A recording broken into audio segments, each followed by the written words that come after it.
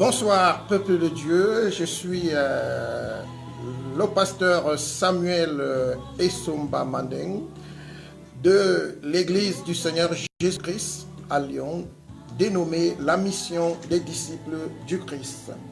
Je suis très heureux de vous retrouver nombreux cet après-midi, bien-aimés dans le Seigneur, dans le cadre de notre programme hebdomadaire d'enseignement biblique qui se tient tous les jeudis à partir de 21h plus ou moins par là. Bien-aimés dans le Seigneur, soyez les bienvenus. Que le Dieu Tout-Puissant qui siège au milieu, n'est-ce pas, de sa parole, vous bénisse ce soir au nom de notre Seigneur et Sauveur Jésus-Christ. Soyez abondamment bénis par la parole de Dieu. Bien dans le Seigneur, c'est un moment merveilleux de passer du temps à écouter cette parole qui nous a créés, parce que la Bible déclare dans le livre de Jean, au chapitre 1er, à partir du verset 1 jusqu'au verset 2, qu'au commencement était la parole, et la parole était avec Dieu. La parole était Dieu. Bien aimé dans le Seigneur, lorsque vous écoutez la parole de Dieu, lorsque vous étudiez la parole de Dieu, bien aimé dans le Seigneur, vous êtes avec Dieu. Parce que Dieu est dans sa parole. Voilà pourquoi je suis heureux ce soir, bien aimé dans le Seigneur, pour toi et moi, n'est-ce pas, et tous ceux qui se connectent à l'heure actuelle pour suivre cet enseignement. Et je suis heureux parce que Dieu est au milieu de nous.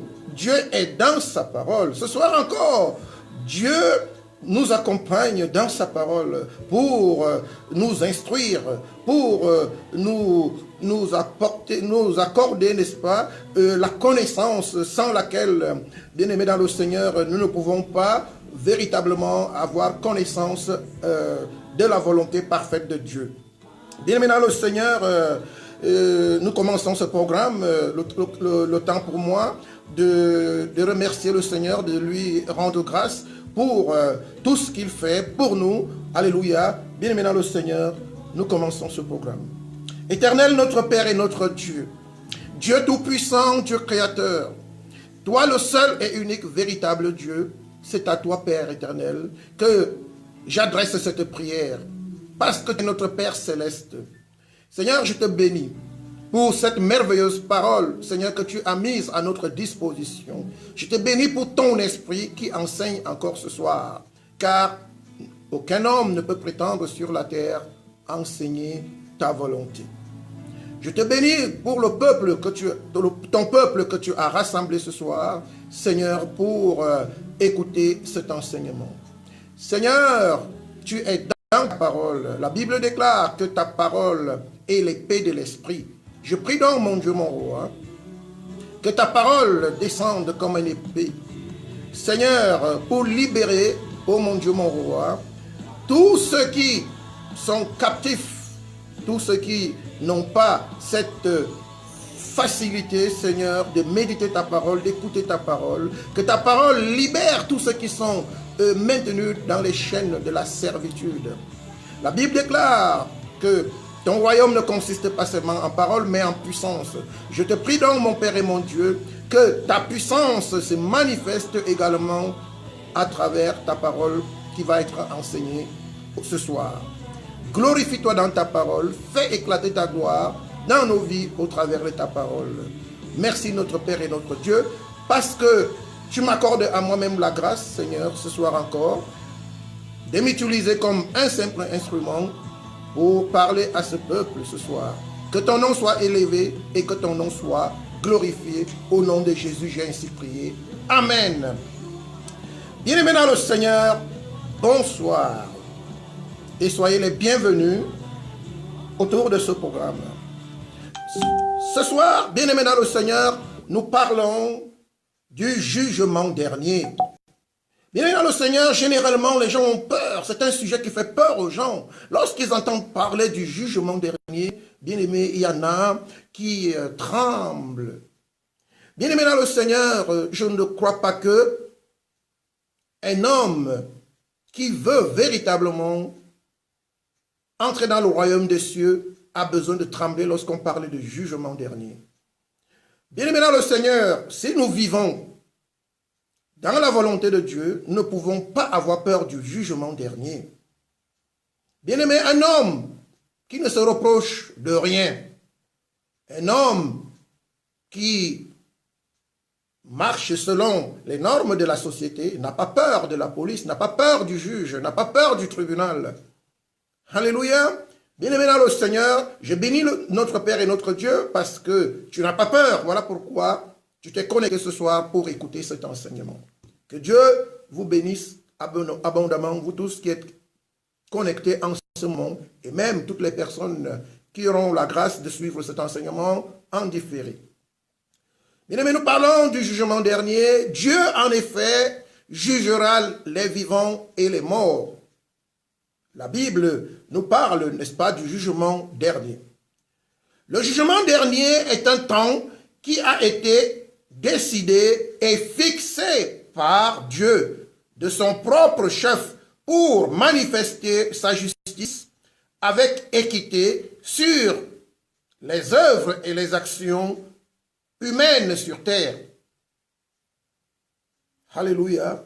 Dieu a fixé de son propre chef un temps pour amener au jugement les œuvres et les actions non seulement des hommes, mais de Satan et également de toute son organisation. Satan a depuis longtemps été évoqué dans la Bible. Dès l'Ancien Testament, par le prophète Daniel, lequel à son temps avait reçu une vision prophétique à ce sujet. Nous lisons Daniel chapitre 12 du verset 1er au verset 4. Nous ouvrons nos Bibles dans le livre de Daniel chapitre 12 du verset 1er au verset 4. Il est écrit, je lis Daniel chapitre 12 du verset 1er au verset 4. Il est écrit. En ce temps-là se lèvera Michaël, le grand chef, le défenseur des enfants de ton peuple, et ce sera une époque de détresse, car il n'y en a point eu de semblable depuis que les nations existent, jusqu'à cette époque. En ce temps-là, ceux de ton peuple qui seront trouvés inscrits dans le livre seront sauvés.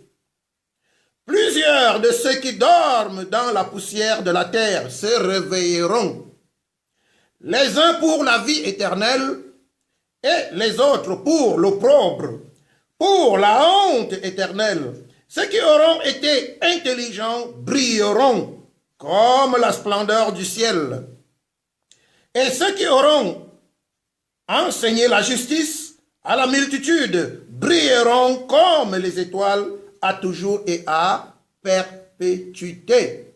Toi, Daniel, au verset 4, tiens secret ces paroles et scelle le livre jusqu'au temps de la fin. Plusieurs alors le liront et la connaissance augmentera. Bien-aimé dans le Seigneur, le prophète Daniel à son temps avait reçu la révélation de la fin des temps, du jugement dernier, pour être plus précis. Parce qu'aujourd'hui nous parlons du jugement dernier. Bien-aimé dans le Seigneur, la Bible déclare en effet qu'il y aura deux possibilités. Il y en aura qui vont qui ressusciteront pour briller comme la splendeur du ciel. Et il y en aura d'autres qui, malheureusement, parce qu'ils auraient été condamnés, seront recouverts d'opprobre et de honte. Ça, c'est ce qui concerne les morts. Mais cependant, les vivants subiront le même traitement. Ceux qui seront encore vivants sur la terre, lorsque ce jour que l'Éternel des armées a fixé de son propre chef arrivera à son terme, bien-aimés dans le Seigneur, ceux des vivants qui seront encore sur terre peuple de Dieu, ils connaîtront le même traitement. Il y en aura qui vont, bien aimé dans le Seigneur, après le jugement de Dieu, il y en aura qui vont briller parce qu'ils auraient été trouvés saints, sans reproche, incorruptibles. Et les autres seront recouverts de honte parce qu'ils seront condamnés. Alléluia. Peuple de Dieu, du temps de Daniel. Donc, le jugement dernier a été évoqué déjà dans la Bible, bien avant la venue de notre Seigneur et Sauveur Jésus-Christ sur terre. Donc, ce n'est pas quelque chose de nouveau. Bien longtemps déjà, dans l'Ancien Testament, les peuples qui vivaient sur la terre avaient déjà entendu parler du jugement dernier de Dieu. Alléluia. La vision du prophète Daniel illustre clairement les deux seules possibilités qui se présenteraient à l'homme à l'issue du jugement dernier sur les justes et sur les injustes. Bien aimé dans le Seigneur, à l'issue de ce jugement dernier, il n'y aura que deux possibilités. Il y aura les justes et il y aura les injustes. Amen. Nous lisons Daniel chapitre 12, le même chapitre, du verset 8 au verset 10. Il est écrit: « J'entendis, mais je ne compris pas. Et je dis, mon Seigneur, quelle sera l'issue de ces choses? Il répondit, va, Daniel, car ces paroles seront tenues secrètes et scellées jusqu'à la fin des temps. Plusieurs seront purifiés, blanchis et épurés. Les méchants feront le mal et aucun des méchants ne comprendra. Mais ceux qui auront de l'intelligence comprendront. » Bien-aimé, ma prière ce soir, c'est que tu sois parmi ceux qui ont l'intelligence de comprendre. Alléluia. Parce que si un homme ne comprend pas, il ne peut pas savoir ce qu'il doit faire. Il ne peut pas se préparer. Il ne peut pas se munir des moyens pour pouvoir faire face à la situation. Donc ma prière ce soir, c'est que tu sois parmi ceux qui se purifient, ceux qui se blanchissent et ceux qui s'épurent. Alléluia. Que le Seigneur nous accorde cette grâce. Tous, enfants de Dieu. Ces deux possibilités citées ci-dessus, bien-aimés dans le Seigneur, ont été reprises par le Seigneur Jésus-Christ en personne pour les justes. La Bible déclare dans le livre de Matthieu, chapitre 25, du verset 31 au verset 34, ce qui suit. Matthieu, chapitre 25, du verset 31 au verset 34, il est écrit, je lis au nom de notre Seigneur et Sauveur Jésus. Lorsque le Fils de l'homme viendra dans sa gloire avec tous les anges, il s'assiera sur le trône de sa gloire. Toutes les nations seront assemblées devant lui. Il séparera les uns d'avec les autres, comme le berger sépare les brebis d'avec les boucs. Et il mettra les brebis à sa droite et les boucs à sa gauche. Alors le roi dira à ceux qui seront à sa droite, « Venez, vous qui êtes bénis de mon Père, prenez possession du royaume qui vous a été préparé dès la fondation du monde. » Bien-aimé dans le Seigneur, dès la fondation du monde, l'homme a été appelé à vivre avec Dieu dans son royaume. Alléluia. Peuple de Dieu, pour les injustes, qu'est-ce qui va se passer selon les propres paroles, les dires de notre Seigneur et Sauveur Jésus-Christ? Pour les injustes et les rebelles, voici le sort qui leur sera réservé au terme du jugement dernier. Matthieu chapitre 25, verset 41. Il est écrit. Ensuite, il dira à ceux qui seront à sa gauche, retirez-vous de moi, maudits, allez dans le feu éternel qui a été préparé pour le diable et ses anges. Bien-aimés dans le Seigneur, en réalité, l'enfer n'avait pas été préparé pour l'homme. Parce que la Bible dit, écoutez bien, allez dans le feu éternel qui a été préparé pour le diable et ses anges. Mais comment l'homme se retrouve dans ce feu éternel, dans cet étang de feu? La place de l'homme n'était pas à cet endroit. La place de l'homme n'est pas à cet endroit. La place de l'homme, comme nous l'avons vu, c'est le royaume des cieux. Mais cependant, les hommes qui auront désobéi à leur roi, à leur sauveur, à leur Dieu, à leur créateur, à leur Père céleste, et qui auraient délibérément choisi d'obéir à Satan et à ses anges, qui sont des démons, bien maintenant le Seigneur, ces gens finiront dans le même étang de feu qui avait donc été réservé depuis très longtemps pour Satan et ses anges. Alléluia. Bien le Seigneur, il y a la possibilité pour nous d'éviter cet étang de feu. Parce que nous ne sommes pas destinés à y vivre là-bas après notre mort, après notre vie, notre passage sur la terre. Il y a possibilité d'éviter, comme certainement certains passages de la Bible vont nous le montrer par la suite. Si la Bible nous enseigne que Dieu a tellement aimé le monde au point qu'il a donné son Fils unique Jésus-Christ afin de nous racheter par la mort de celui-ci à la croix, il n'en demeure pas moins que l'amour de Dieu n'exclut pas sa justice et son jugement.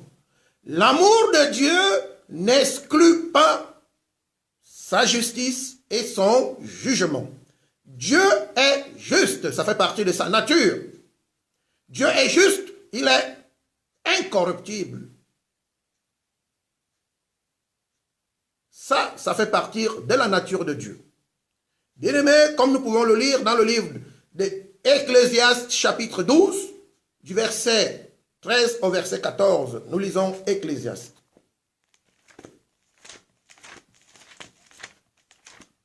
Nous lisons la Bible dans le livre d'Ecclésiaste. Ecclésiaste chapitre 12. Bien-aimés dans le Seigneur, nous lisons Ecclésiaste chapitre 12. À partir du verset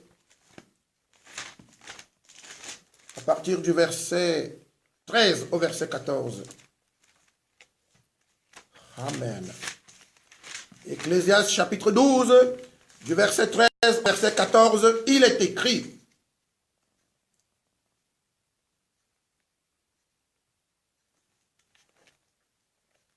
Ecclésiaste 12, 13, 14, il est écrit. Excusez-moi, je n'ai pas bien pris ces versets, il faut que je me rattrape. Ecclésiaste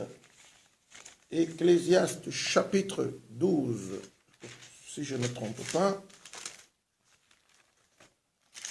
Jésus-Christ est Seigneur.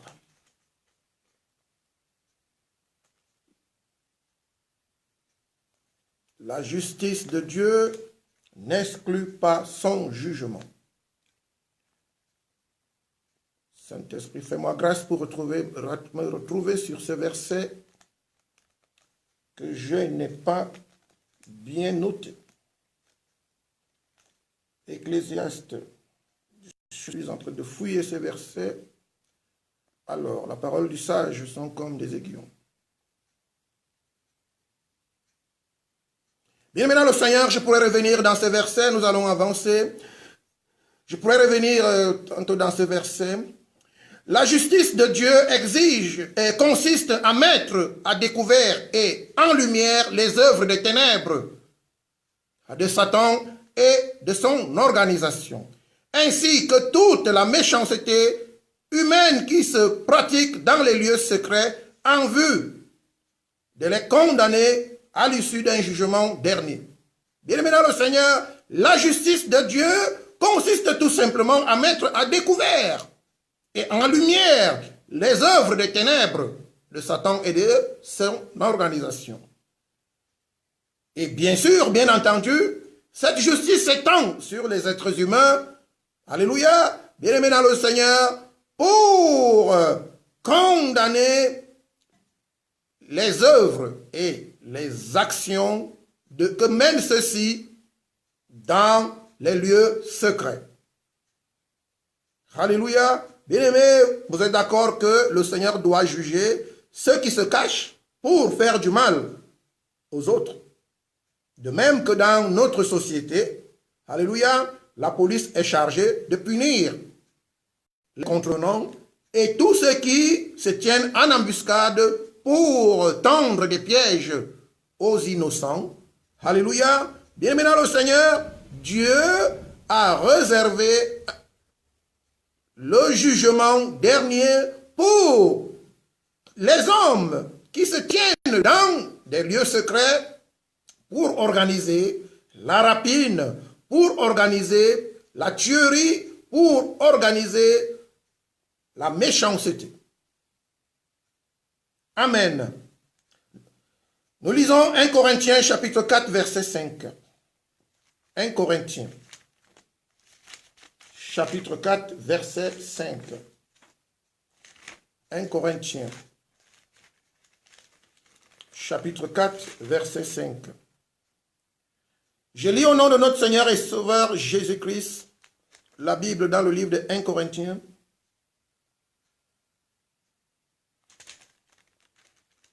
Au chapitre 4, au verset 5. Il est écrit: c'est pourquoi ne jugez de rien avant le temps, jusqu'à ce que vienne le Seigneur qui mettra en lumière ce qui est caché dans les ténèbres et qui manifestera les desseins des cœurs. Alors chacun recevra de Dieu la louange qui lui sera due. Bien-aimés, ce que nous faisons en cachette devant les hommes n'est pas cachette devant Dieu. Et tout ce que nous faisons en cachette, bien-aimés, est inscrit dans un livre. Bien-aimés dans le Seigneur, nous allons le voir. Tout ce que nous faisons en cachette, parce que nous croyons que nous sommes seuls, parce que nous croyons que nous sommes intelligents, parce que nous croyons que nous sommes plus fourbes, bien-aimés dans le Seigneur, les anges de Dieu le notent dans un livre. Alléluia. À moins que nous ne confessons, à moins que nous ne confessons et que nous prenons la décision de ne plus recommencer, c'est alors que le Seigneur efface. Mais sinon, tout ce que nous faisons en cachette et que par orgueil nous ne voulons pas confesser ou nous repentir, bien-aimés, sachez-le très bien, tout cela est noté dans un livre, dans des livres. Nous allons le voir tout à l'heure dans le livre d'Apocalypse. Tout ce que les humains font sur la terre est noté chaque instant. Nos œuvres, nos actes sont notés dans des livres qui sont des mémoires dans les lieux célestes. Bien-aimés dans le Seigneur, nous sommes donc tous prévenus qu'un jour nous serons chacun, en ce qui le concerne, pour ses œuvres, appelés à comparaître devant le tribunal de Christ. Nous lisons la Bible dans le livre de 2 Corinthiens, chapitre 5, verset 10.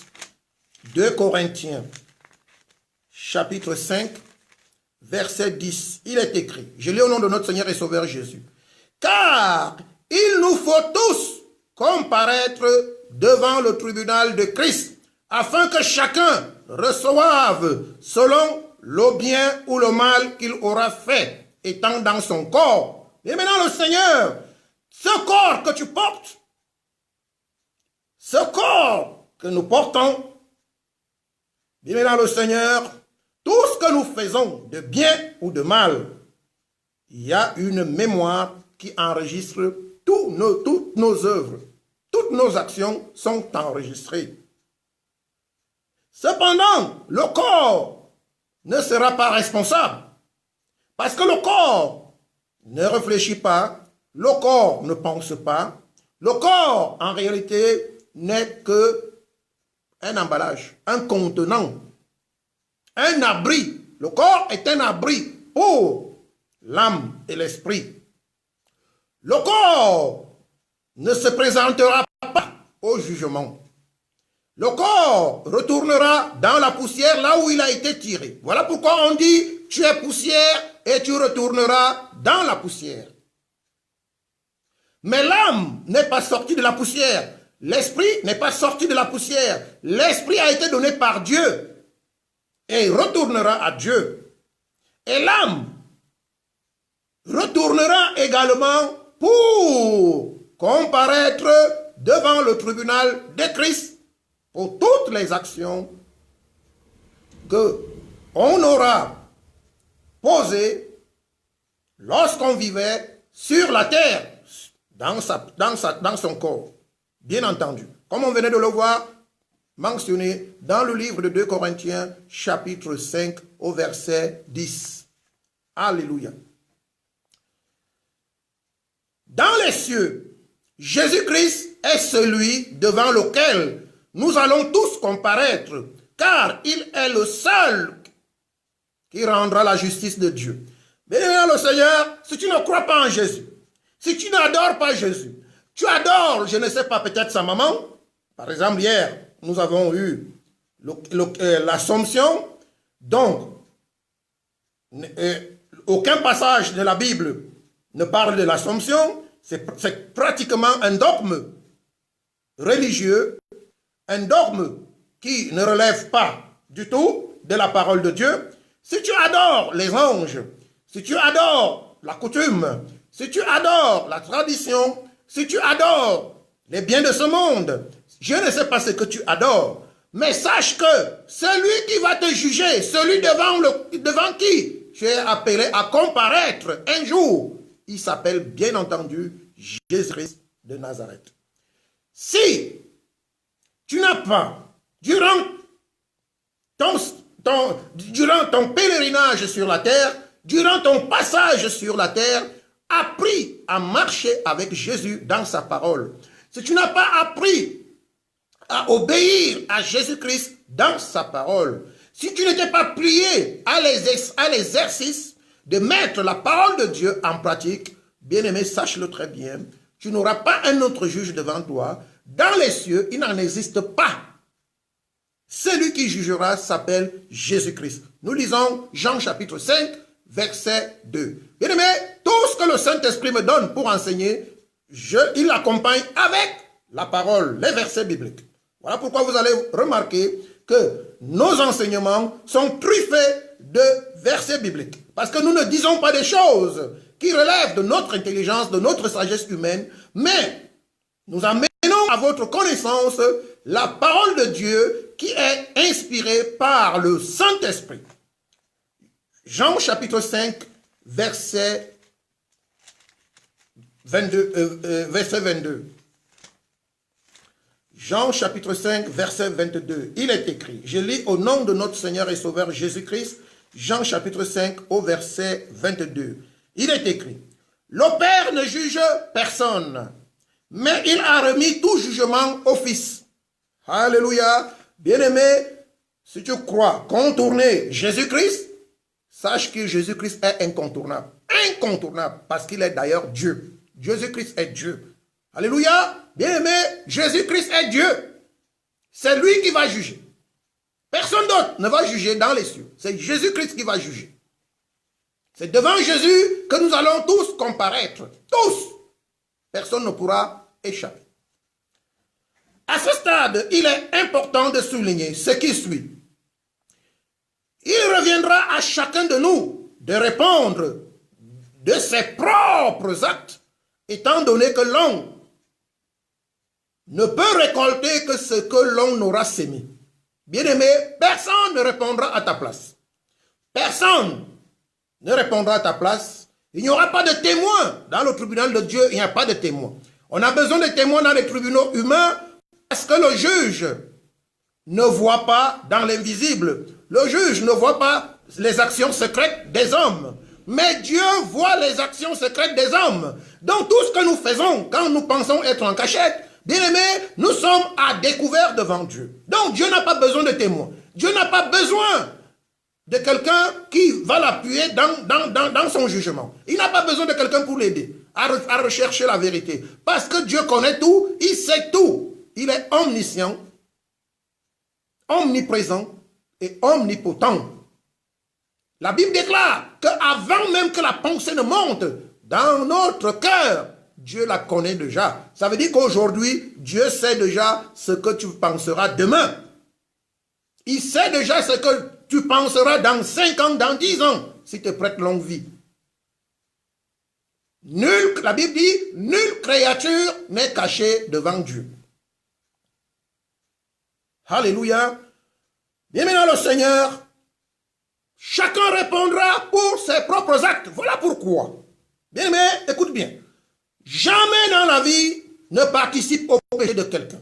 Par affinité, ou bien par complaisance, ou bien par copinage, jamais de la vie ne participe pas au péché de quelqu'un. Même si c'est ton enfant, même si c'est ton frère, même si c'est ta soeur, même si c'est ton père, même si c'est ta mère, quelle que soit la personne, bien-aimé, chacun répondra pour ses propres actes. Si tu participes au péché de quelqu'un, tu deviens tout simplement complice. Tu deviens complice. Et vous le savez très bien, même dans les tribunaux de ce monde, du monde naturel dans lequel nous vivons, le monde physique, lorsque vous êtes complice, bien-aimé, le juge vous condamne. Parce que vous êtes au courant d'une situation et vous ne l'avez pas dénoncée. Parce que vous avez couvert une situation qui a malheureusement porté atteinte à la vie de quelqu'un, aux intérêts de quelqu'un. Alléluia. Bien maintenant le Seigneur, chacun répondra pour ses propres actes. Car ce que l'homme aura sémé, il le récoltera, est écrit. Nous lisons Romains chapitre 14, verset 12. Romains 14, verset 12. Romains chapitre 14, verset 12.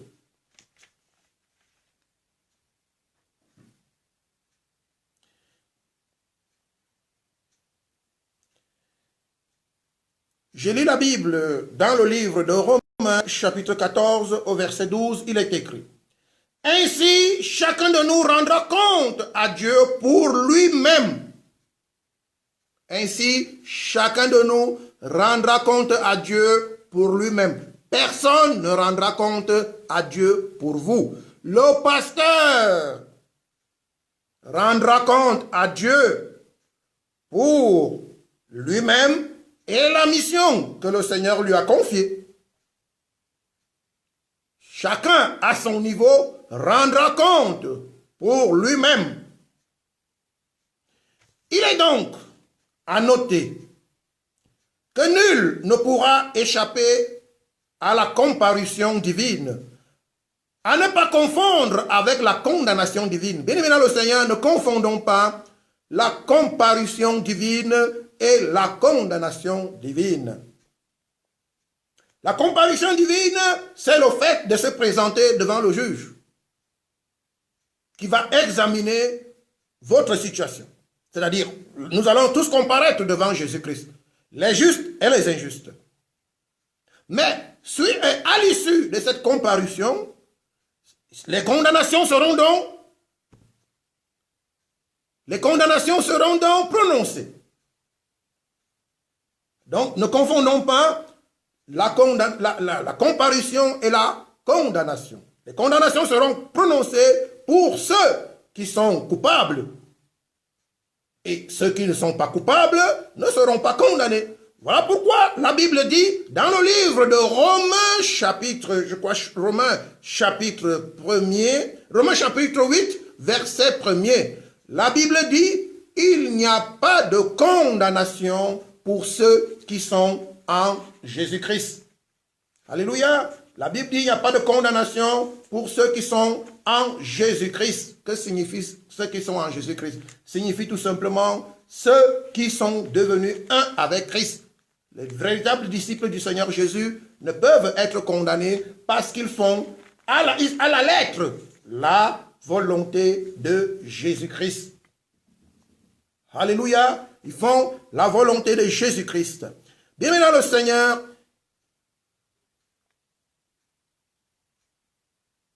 tous ceux qui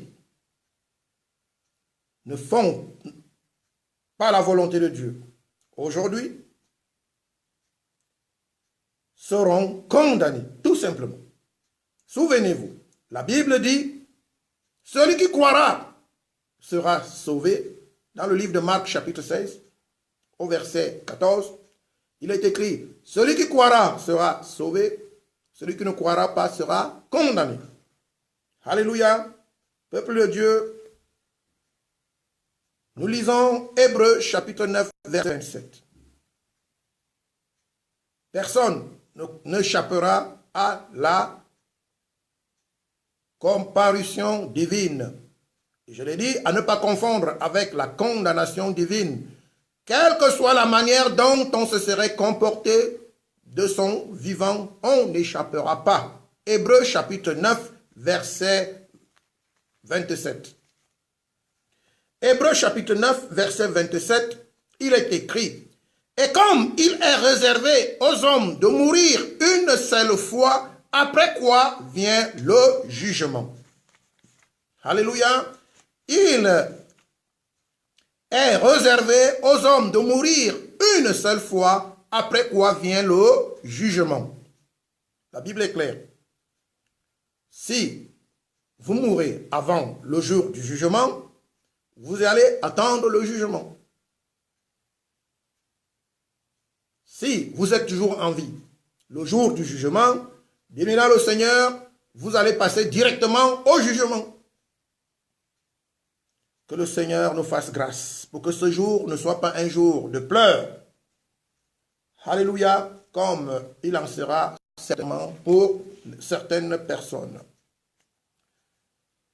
La Bible nous avertit à prendre garde parce que le jour du jugement dernier est un jour d'angoisse, est un jour d'accomplissement de tout ce qui est écrit, un jour de rétribution et de vengeance divine.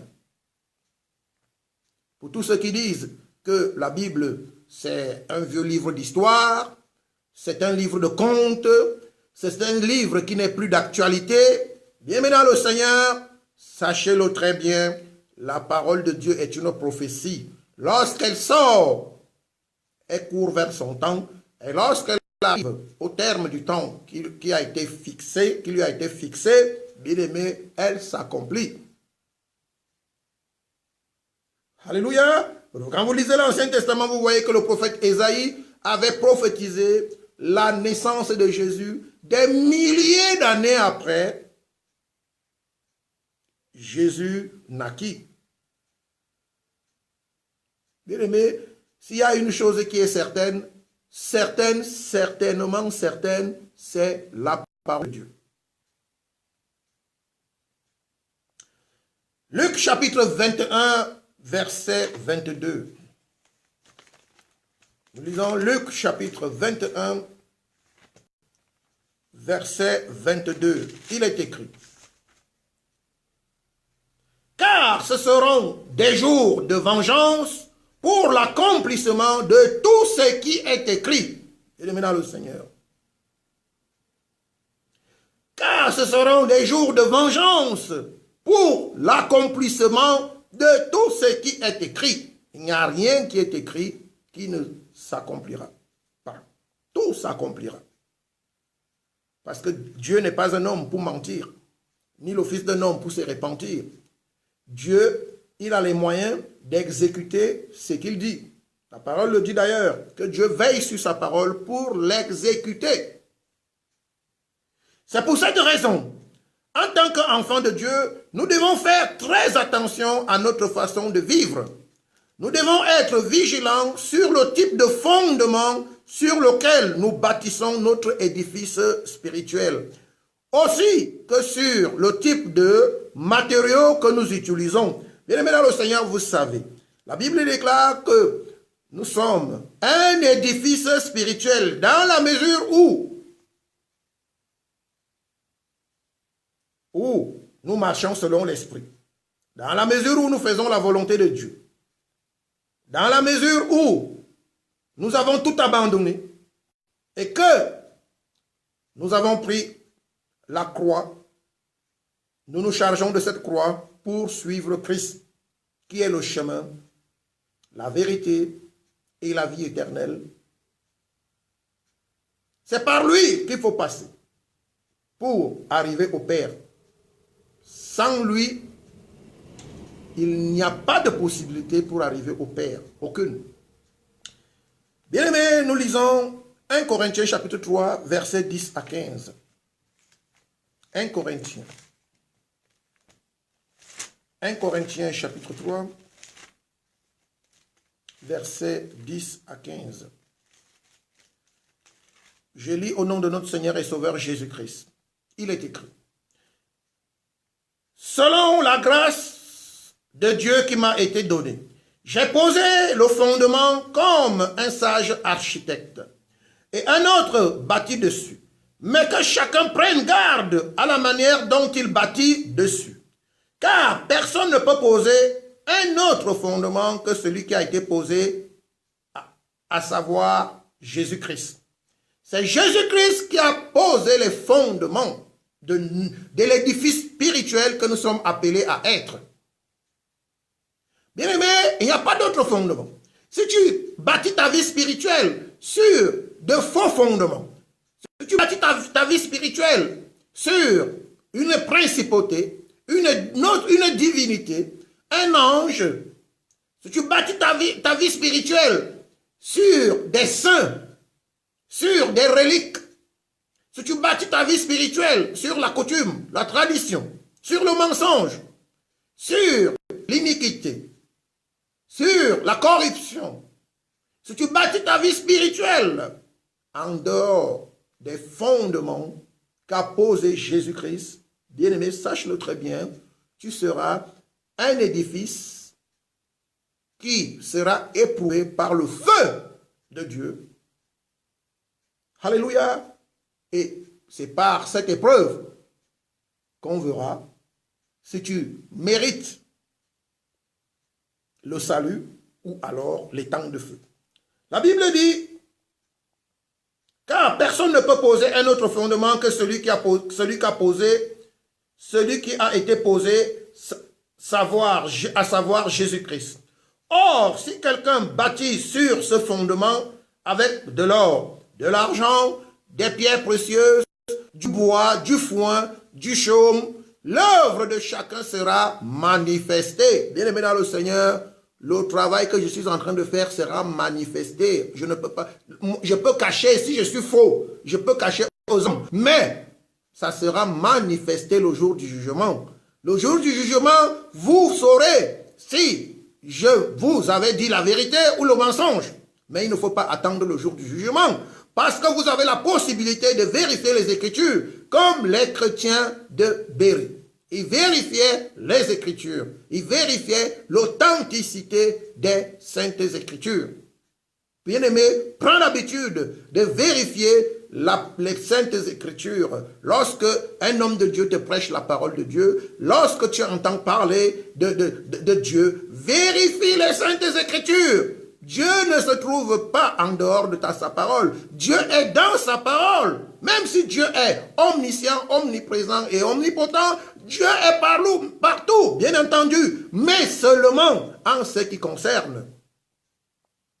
Bien-aimé dans le Seigneur, les lois qui régissent l'entrée dans son royaume, bien-aimé, c'est dans la parole, c'est dans sa parole que nous les trouvons, et non en dehors de celle-ci. Le verset 13 dit, « Car le jour la fera connaître, parce qu'elle se révélera dans le feu, et le feu éprouvera ce qu'est l'œuvre de chacun. Si l'œuvre bâtie par quelqu'un sur le fondement subsiste, il recevra une récompense.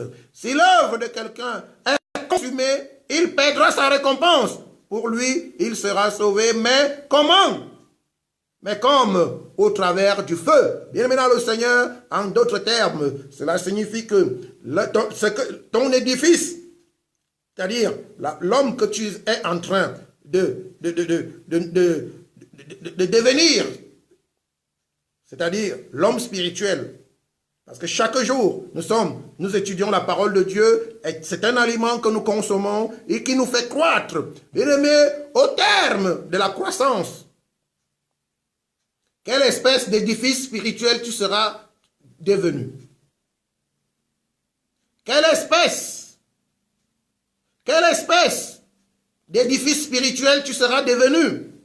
Parce que la qualité de ton édifice spirituel dépend du type d'aliment spirituel que tu as consommé. Et dépend des fondements, du fondement sur lequel tu as été bâti comme homme spirituel. Si tu as été bâti sur les fausses prophéties, si tu as été bâti sur les faiseurs de miracles, si tu as été bâti sur des chercheurs d'onction, si tu as été bâti sur des chercheurs de révélation, bien aimé dans le Seigneur, ton édifice sera fragile. Il ne résistera pas face au feu qui va l'éprouver. Nous serons tous éprouvés par le feu, bien aimé dans le Seigneur. La Bible le dit, c'est pas moi qui le dis. Il est écrit, si l'œuvre bâtie par quelqu'un sur le fondement subsiste, il recevra une récompense. Si l'œuvre de quelqu'un est consumée, il perdra sa récompense. Voilà. Bien-aimés, nous sommes suffisamment avertis par cette parole. Alléluia. La Bible est suffisamment claire. Je ne connais pas un autre livre qui est suffisamment, qui apporte des réponses à toutes les situations de la vie. Moi, je n'en connais pas. Et la Bible est cohérente. Les gens qui trouvent que la Bible n'est pas cohérente, c'est parce qu'ils ne l'étudient pas. Ils ne prennent pas le temps de l'étudier. Et si ils étudient la Bible, ils étudient la Bible comme étant un livre ordinaire. Ils ne comprennent pas que la Bible est la parole de Dieu, c'est-à-dire c'est l'Esprit de Dieu. Et qu'il faut le faire avec Dieu. On ne va pas étudier la Bible tout seul. On étudie la Bible avec Dieu. Parce que quand on étudie la Bible, on est avec Dieu, on cause avec Dieu, on partage avec Dieu, on échange avec Dieu. Alléluia. C'est pour cette raison, bien aimé dans le Seigneur, que nous devons faire très attention à ce que nous entendons. Parce que vous savez, la Bible déclare, sans la foi, nul n'est agréable à Dieu. Donc, la foi vient de quoi? La foi vient de ce qu'on entend. Et ce qu'on entend vient de la parole de Dieu. Donc, si je n'entends pas la véritable parole de Dieu, l'évangile sacré de Jésus-Christ qui sauve, si j'entends la parole, un évangile qui est déjà fraudulé, un évangile qui a déjà été mélangé, un évangile qui est influencé par la sagesse humaine, le mensonge, la connaissance humaine, bien aimé dans le Seigneur, ma foi ne sera pas la véritable foi qui sauve et qui permet à un être humain d'être agréable à Dieu. Faisons attention. À ce niveau, il n'y a pas lieu de tricher. Si tu triches, bien aimé dans le Seigneur, si tu évites, tu choisis les prédicateurs qui prêchent ce que tu veux entendre dans tes oreilles, ce qui caresse le sens du poil. Bien aimé dans le Seigneur, tu ne fais qu'entretenir ta corruption, c'est-à-dire ta chute. Tu ne fais qu'entretenir la corrosion, n'est-ce pas, de ta conscience spirituelle. Tu ne fais qu'entretenir la rouille de ton âme. Il est cependant important de remarquer que le jugement dernier de Dieu commencera par sa propre maison, c'est-à-dire son Église, avant de s'étendre sur les païens. Et maintenant le Seigneur, Dieu commencera à juger son Église. Les pasteurs, les prophètes, les docteurs, les évangélistes, les diacres, les anciens et tous ceux qui sont au service. Ensuite, les brebis, Dieu jugera d'abord sa propre maison. Et puis le jugement s'étendra ensuite sur les païens. Mais tout commencera par nous, enfants de Dieu. Nous lisons 1 Pierre chapitre 4, verset 17 au verset 19. 1 Pierre chapitre 4, verset 17 au verset 19. Il est écrit: car c'est le moment où le jugement va commencer par la maison de Dieu.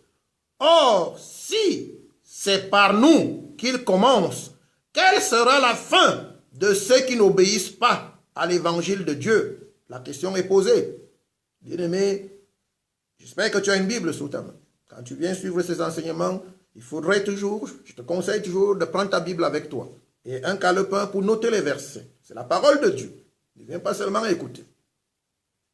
Alléluia. Bien-aimé, la Bible dit, le jugement commencera par la maison de Dieu. Et il faut que tu saches une chose, il ne sera pas facile. Il ne sera pas facile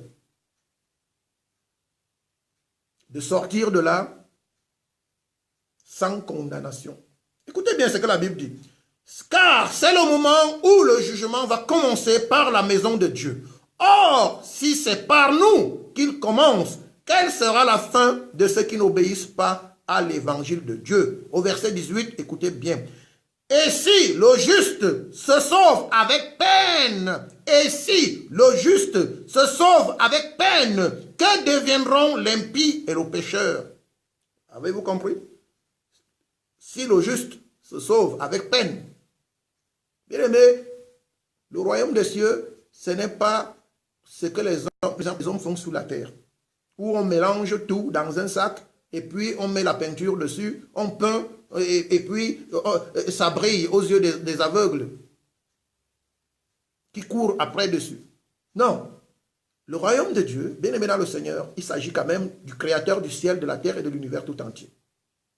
Du roi des rois, du prince des princes, de celui qui est au-dessus de tout. Bien aimé dans le Seigneur, quand il s'engage à faire quelque chose, quand il s'engage à vous faire entrer dans son royaume pour vivre à ses côtés, bien aimé, vous devez être juste. Vous devez être incorruptible. Vous devez être saint. Bien aimé, voilà pourquoi vous pouvez tout faire sur la terre, mais vous pouvez quand même rater le royaume des cieux. Vous pouvez tout faire. Vous pouvez prêcher la parole de Dieu. Vous pouvez construire des églises. Vous pouvez donner tout ce que vous avez aux pauvres. Vous pouvez rater le royaume des cieux. Pourquoi? S'il vous manque la sanctification. La sanctification fait de vous un saint lorsqu'elle a accompli. La sanctification fait de vous un saint. Et comme le royaume des dieux, il n'y a que les saints qui peuvent vivre là-bas. Ce ne sont pas les donateurs. Ce ne sont pas les constructeurs d'église. Ce ne sont pas les prêcheurs de l'évangile. Ce ne sont pas forcément les faiseurs de miracles. Ce ne sont pas ceux qui vont s'asseoir à l'église tous les jours. Ce ne sont pas, bien aimés dans le Seigneur, ceux qui font des longues prières. Bien aimé, c'est-à-dire c'est d'abord la nature. Vous ne pouvez pas, excusez-moi, vous ne pouvez pas enlever un poisson dans l'eau et prétendre que ce poisson va vivre sur du sable. Comment cela est possible, sera possible? Les impurs ne peuvent pas vivre dans le royaume des cieux à cause de l'éclat de la gloire de Dieu. À cause de la gloire de Dieu. Il n'y a que la pureté qui peut supporter la gloire de Dieu. Donc, c'est contre nature. Si vous êtes un impur, Si vous êtes un corrompu, un injuste, un homme plein d'iniquité, comment vous ne pourriez pas, parce que ce n'est pas votre... C'est-à-dire, cet endroit, ce lieu qui a été réservé pour la demeure de Dieu est rempli de la gloire de Dieu. Et aucun impudique ne peut y résister, ne peut même pas s'approcher. Tout simplement. Bien dans le Seigneur, la Bible dit au verset 18, il faut souligner. Et si les justes se sauvent avec peine, que deviendront l'impie et le pécheur? Il n'est pas facile d'entrer dans le royaume des cieux. Souvenez-vous, la parole de Dieu dit, la porte est étroite.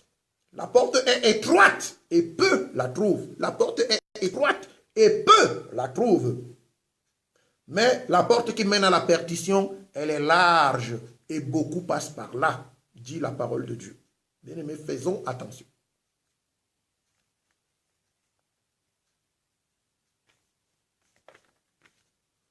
Dieu, dans son jugement dernier envers l'humanité, sera sévère, et ceci sans appel, pour les impies, les incrédules, les injustes, les rebelles et tous les menteurs qui retiennent la vérité captive. Pour le moment, on a l'impression que tout va bien, on ment, on fait ce qu'on veut, on pratique l'injustice, on se rebelle, on refuse de croire. On a l'impression que tout va bien, bien aimé dans le Seigneur. Vous savez, lorsqu'un homme a volé et que du moment où il ne s'est pas présenté devant le juge, tout va bien pour lui. Mais le jour qu'on viendra à prouver que cet homme avait volé, bien aimé, le juge viendra le chercher et il ira en prison. Bien aimé, ce n'est qu'une question de temps. Et la Bible, vous savez, Dieu est hors du temps. Donc, en réalité, pour Dieu, ça ne prend pas du temps. Parce qu'un jour, pour Dieu, c'est 1000 ans pour l'homme. Un jour, pour Dieu, c'est 1000 ans pour l'homme. Donc, Dieu, en réalité, il n'attend pas. Pour lui, la chose est imminente. Voilà pourquoi, lorsqu'on dit souvent, Jésus revient bientôt, il y en a qui trouvent que non. Depuis qu'on nous annonce que Jésus revient bientôt. Non, c'est une fable parce que ça ne s'est jamais accompli. Bien-aimés, nous ne sommes pas dans le même ordre du temps. La notion du temps, elle n'est pas pareille. C'est-à-dire entre Dieu qui est hors du temps, c'est lui qui décide du temps. Dieu n'est pas dans le temps. Romains chapitre 1er, verset 18 au verset 21. Le jugement sera sévère. Sévère, très très sévère. Pour tous ceux qui choisissent délibérément de désobéir. Les rebelles, les impudiques, les menteurs, tous ceux qui retiennent la vérité captive, les impies, les incrédules. Nous lisons Romains chapitre 1er à partir du verset 28, à partir du verset 18 autant pour moi. Il est écrit: la colère de Dieu se révèle du ciel contre toute impiété et toute injustice des hommes qui retiennent injustement la vérité captive. Car ce qu'on peut connaître de Dieu est manifeste pour eux, Dieu le leur ayant fait connaître. En effet, les perfections invisibles de Dieu, sa puissance éternelle et sa divinité se voient comme à l'œil depuis la création du monde. Quand on les considère dans ses ouvrages, ils sont donc inexcusables. La Bible dit, les hommes seront inexcusables. Parce que Dieu a tout fait pour les sauver. Il a envoyé même son fils. Il a donné son fils unique, Jésus-Christ. Mais ils ont refusé. Bien aimé, la Bible déclare que les hommes seront inexcusables. Ces personnes seront inexcusables. Dieu sera impitoyable. Impitoyable. Ce serait plus le Dieu que nous appelons Dieu d'amour, Dieu d'amour. Il demeurera le Dieu d'amour pour ceux qui auront été jugés dignes d'entrer dans le royaume des cieux. Mais il sera impitoyable pour les autres. Tous les autres, malheureusement, qui seront plus nombreux. Vous savez, Dieu Il a déjà démontré cette nature-là lorsqu'il a détruit les villes de Sodome et Gomorrhe par le feu. Bien-aimé, il a été impitoyable pour des milliers de personnes qui vivaient dans ces villes, des centaines de milliers de personnes qui vivaient dans ces deux grandes villes. Et pareil, à l'époque de Noé, il a été impitoyable pour toute la terre entière. Hein. Il n'a laissé que la famille de Noé. Pour vous dire que ce n'est pas une blague, ce n'est pas quelque chose qui semble hors de portée pour Dieu, c'est quelque chose qu'il a déjà fait. Et il a répété, et ce n'est pas la troisième fois qu'il échouera. Alléluia, bien-aimés, soyons attentifs.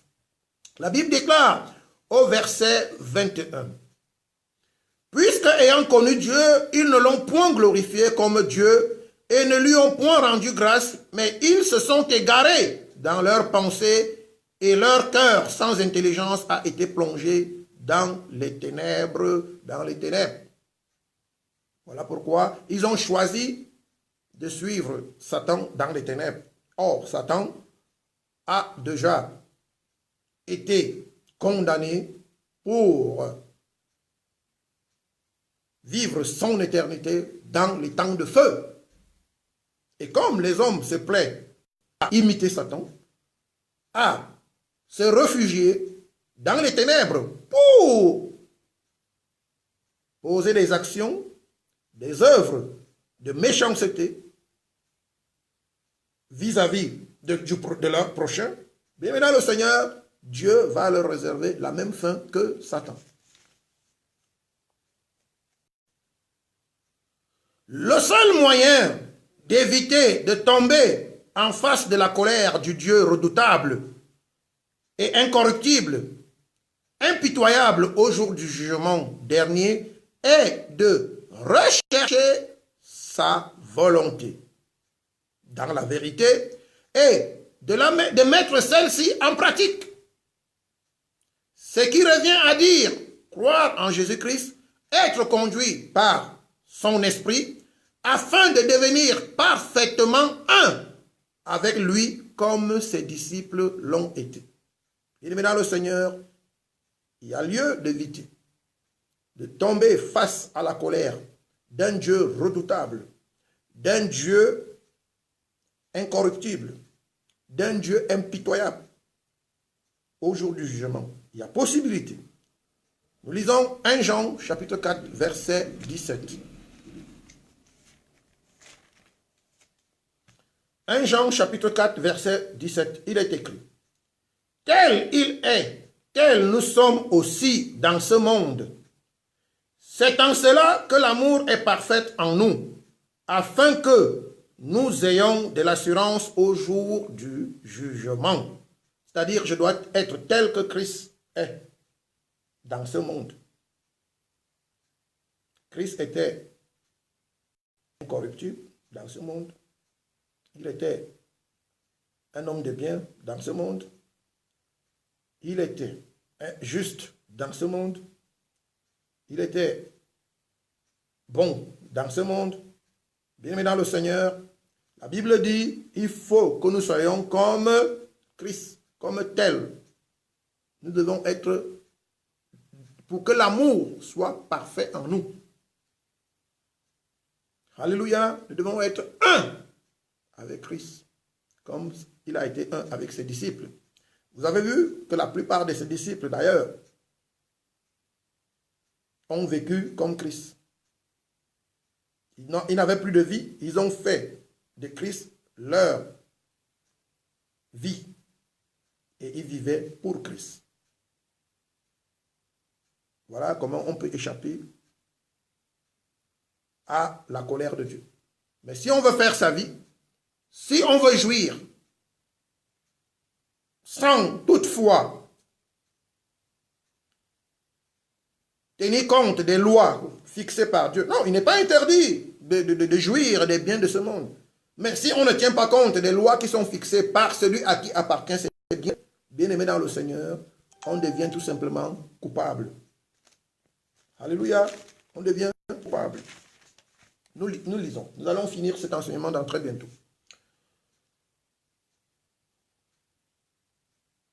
En d'autres termes, celui qui croit et fait la volonté de Christ ne sera pas condamné. Alléluia. Ne sera pas condamné. Nous lisons Jean chapitre 5, verset 24. Jean chapitre 5, verset 24. Celui qui fait la volonté de Dieu ne sera pas condamné. Jean chapitre 5, verset 24. Il est écrit, je lis au nom de notre Seigneur et Sauveur Jésus-Christ, en vérité, je vous le dis, celui qui écoute ma parole et qui croit en celui qui m'a envoyé a la vie éternelle et ne vient pas au jugement. Parce que vous avez déjà la vie éternelle quand vous faites la volonté de Dieu, quand vous obéissez à sa parole, vous mettez sa parole en pratique. Bien aimé dans le Seigneur, vous faites déjà sa volonté, vous fusionnez avec lui, vous devenez un. Donc vous avez déjà la vie éternelle en vous, puisque Jésus-Christ qui est éternel habite déjà en vous. Et il fait de vous une créature éternelle également. Voilà pourquoi il dit, celui qui mange ma chair.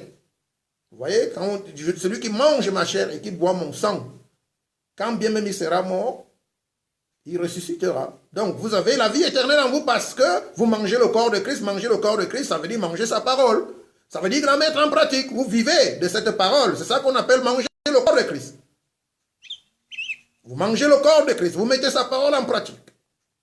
Vous la consommez, vous la mettez en pratique. Jésus a dit, l'homme ne vivra pas seulement du pain, mais de toute bonne parole qui vient de la bouche de Dieu. Donc la parole de Dieu, c'est d'abord, la Bible dit, merci Saint-Esprit, la Bible dit, l'Esprit de Dieu me dit, Jésus disant encore, je suis le pain qui est descendu du ciel. Vous voyez, je suis le pain.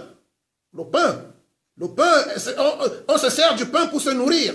Jésus dit, je suis le pain qui est descendu du ciel. Donc lorsque je mange, et ce pain c'est quoi? C'est l'évangile, c'est la parole de Dieu. Lorsque vous mangez, vous consommez la parole de Dieu, bien aimé, vous mangez Christ lui-même. En d'autres termes, bien aimé, vous mangez la nature incorruptible, vous mangez la nature injuste, la nature juste, je vais dire. Vous mangez la nature juste, vous mangez la nature incorruptible, vous mangez l'immortalité de Jésus, vous mangez l'éternité qui se trouve en lui, vous mangez l'amour qui se trouve en lui, vous mangez de la bonté qui se trouve en lui, la miséricorde, vous mangez sa nature. Alléluia.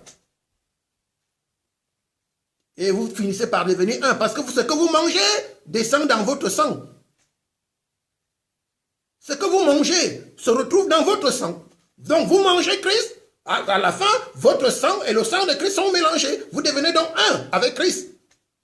Vous devenez donc une créature immortelle, quand bien même vous habitez dans un corps qui va quand même se désintégrer dans la terre. Voilà pourquoi la Bible dit que vous ne viendrez pas au jugement. Ça veut dire quoi? Vous allez vous présenter, mais vous passerez, vous ne serez pas condamné. Merci Seigneur Jésus. Merci Saint-Esprit. Parce que tu es avec nous ce soir. Bien maintenant le Seigneur, la parole de Dieu nous rappelle que nous sommes venus dans ce monde tout nus. Personne. Vous avez-vous vu quelqu'un naître avec des vêtements, avec des voitures, avec de l'or? Avez-vous vu quelqu'un naître avec des bijoux? Avez-vous vu quelqu'un naître avec des lingots d'or? Pas du tout. La Bible dit, nous sommes venus tous, nous sommes venus dans ce monde tout nus, et nous y retournerons tout nus, sans nos richesses, même pas nos proches. Bien-aimés, personne n'ira avec son père, personne n'ira avec sa sœur, personne n'ira avec son épouse ou son époux, personne n'ira avec ses amis. Chacun ira comme il est venu. Tu es venu seul, tu retourneras seul. Tu es venu nu, tu retourneras nu. Alléluia. Bien maintenant le Seigneur, la seule chose que nous pourrons repartir avec, c'est l'amour de Dieu et l'amour du prochain.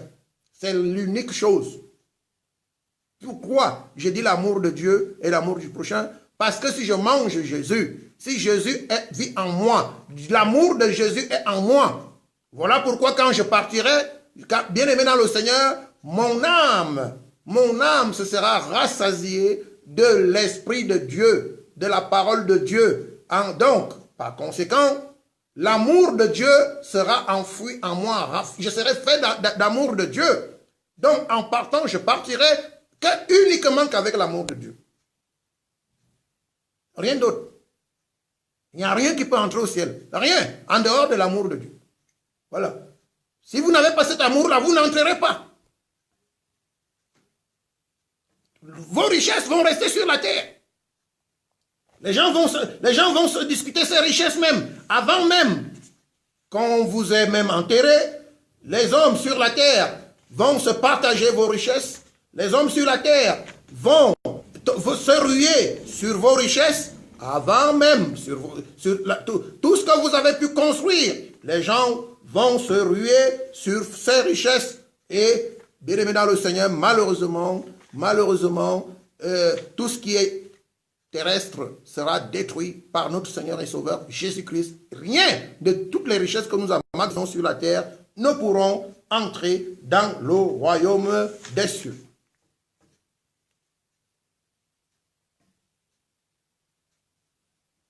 Jean chapitre 3, verset 16 nous dit, excusez-moi, pardon,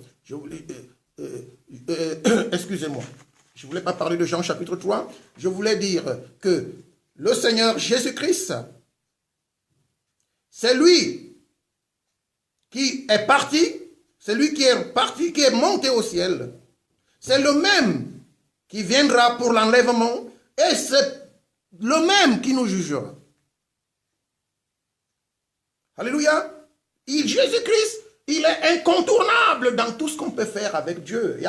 Il est incontournable. C'est le même Jésus-Christ qui reviendra juger les vivants et les morts. Personne d'autre, il n'y a que lui.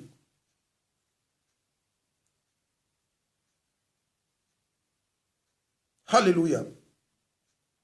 La richesse les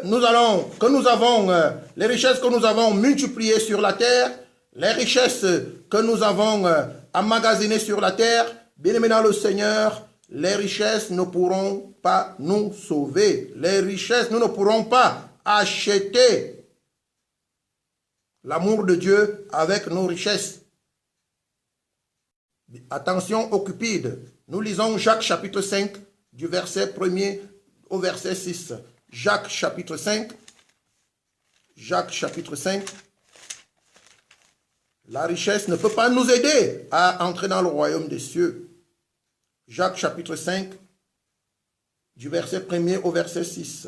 Jacques 5 du verset 1er au verset 6. La Bible dit, à vous, maintenant, riches, pleurez et gémissez à cause des malheurs qui viendront sur vous. Vos richesses sont pourries et vos vêtements sont rongés par la teigne. Votre or et votre argent sont rouillés et leur rouille s'élèvera en témoignage contre vous et dévorera vos chairs. Comme un feu, vous avez amassé des trésors dans les derniers jours. Voici le salaire des ouvriers qui ont moissonné vos champs et dont vous les avez frustrés.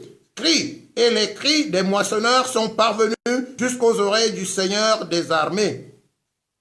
Vous avez vécu sur la terre dans les voluptés et dans les délices. Vous avez rassasié vos cœurs au jour du carnage.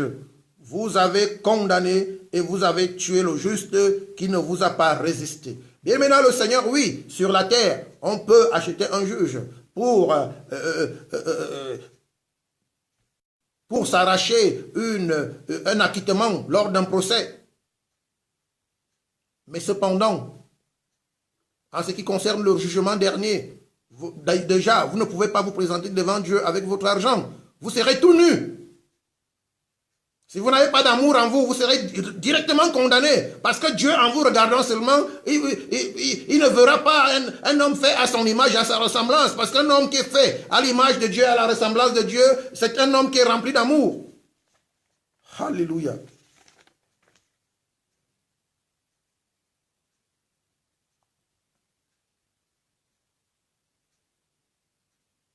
Bien-aimé dans le Seigneur.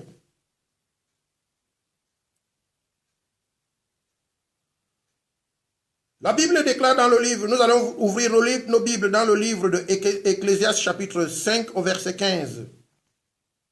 Ecclésiaste chapitre 5 verset 15. Nous sommes vers la fin. Ecclésiaste chapitre 5 verset 15. Ecclésiaste 5, verset 15.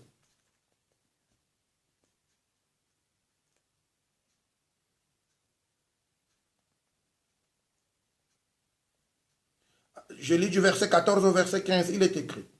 Comme il est sorti du ventre de sa mère, il s'en retourne nu, ainsi qu'il était venu. Et pour son travail, il n'emporte rien qu'il puisse prendre dans ses mains. Verset 15, c'est encore là un mal grave. Il s'en va comme il est venu. Quel avantage lui revient-il d'avoir travaillé pour du vent?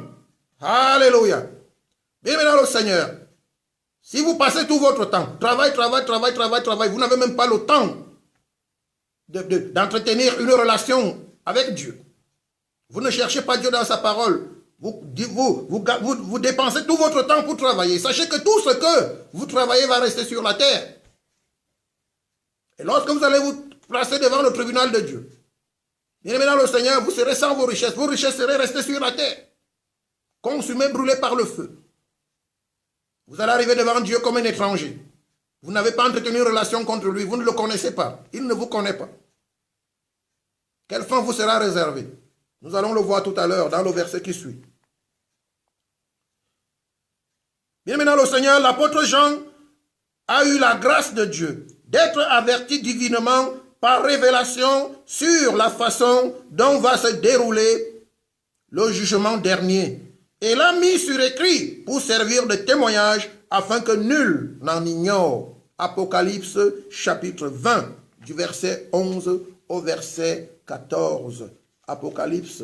Bien maintenant le Seigneur, comment va se dérouler le jugement dernier? Nous le voyons dans le livre d'Apocalypse chapitre 20 du verset 11 au verset 14. Je lis au nom de notre Seigneur et Sauveur Jésus-Christ. Il est écrit. Puis je vis un grand trône blanc et celui qui était assis dessus. La terre et le ciel s'enfuirent devant sa face, et il ne fut plus trouvé de place pour eux. Et je vis les morts, les grands et les petits, qui se tenaient devant le trône.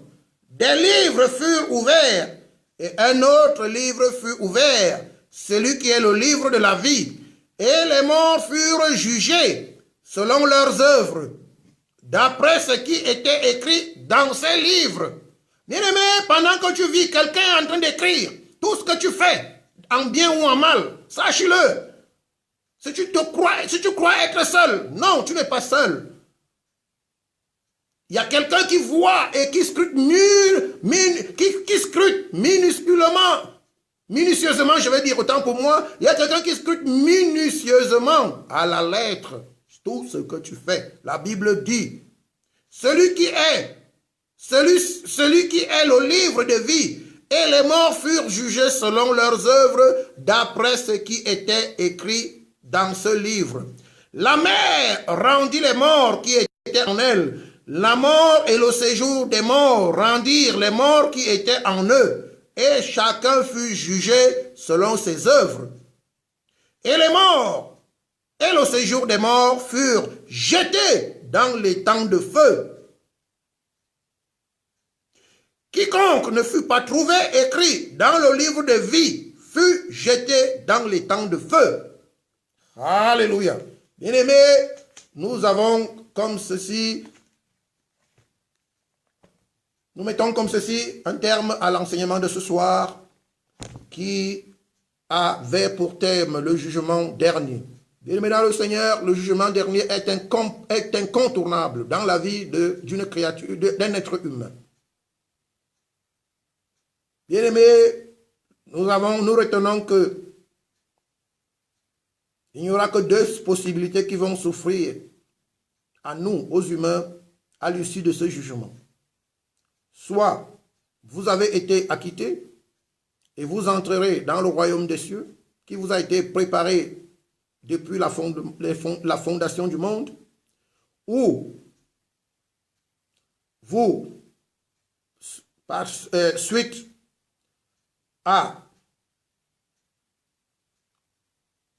au mal que vous avez fait durant votre vie terrestre, vous serez retenu coupable et vous serez jeté dans les temps de feu, où vous allez passer votre éternité en train de brûler. Bien aimé dans le Seigneur, Dieu ne souhaite à personne d'aller finir sa vie dans un étang de feu qu'il a réservé, pas pour les humains, mais pour Satan et ses démons. Pourquoi courir le risque d'aller finir dans cet étang de feu? Bien-aimés, la Bible dit, examinons-nous si nous sommes toujours dans la foi. Au terme de cet enseignement, examinons-nous si nous sommes dignes d'entrer dans le royaume des cieux. Si nous ne le sommes pas, bien-aimés, n'ayons pas honte. Prosternons-nous devant notre Père, notre Dieu, qui ne se lasse pas de pardonner parce qu'il est le Dieu de miséricorde. Confessons-lui nos péchés, revenons à lui, repentons-nous, réconcilions-nous avec notre Seigneur et nous allons éviter cet endroit terrible qui est l'étang de feu. Bien-aimés dans le Seigneur, que Dieu vous bénisse abondamment. Ainsi, la grâce que le Seigneur nous a accordée pour ce soir, de passer 1 heure de temps et quelques minutes avec vous, ça a été un moment de bonheur. J'étais heureux de passer ce moment en votre compagnie, dans la présence de Dieu. Que Dieu vous bénisse abondamment. Je vous dis à très bientôt, la semaine prochaine, pour un autre thème, dans le même cadre, mission, même espace, mission des disciples du Christ. Pasteur Samuel Essomba Mandeng. Retenez, bien-aimés dans le Seigneur, le numéro de téléphone, nous pouvons prendre vos sujets de prière. Bien-aimés, le Seigneur nous utilise pour faire beaucoup de choses. Vous êtes malade, contactez-nous au 07, au 82, au 23, au 90, 16. Je répète, 07, 82, 07, autant pour moi, 82, 23, 90, 16. Bien-aimés, vous pouvez nous contacter. Nos adresses, toutes nos adresses e-mail sont sur notre page Facebook, Pasteur Samuel Essomba. Et même dans notre deuxième page Facebook, Mission des disciples du Christ. Bien-aimés dans le Seigneur, la grâce que Dieu a déposée dans notre ministère peut vous sauver et peut vous aider en tout temps et en toutes circonstances. Vous avez des malades, des gens qui souffrent de maladies incurables, contactez-nous. Vous avez des problèmes de blocage, contactez-nous. Vous avez des problèmes que vous n'arrivez pas les problèmes qui sont sans solution, sans explication, contactez-nous. Ce n'est pas nous qui allons agir, mais le Dieu que nous adorons, le Dieu que nous servons, il est fidèle, il nous utilise puissamment pour apporter des solutions qui sont posées aux êtres humains. Que Dieu vous bénisse abondamment. Je vous dis à très bientôt. Bonne fin de soirée. Au revoir.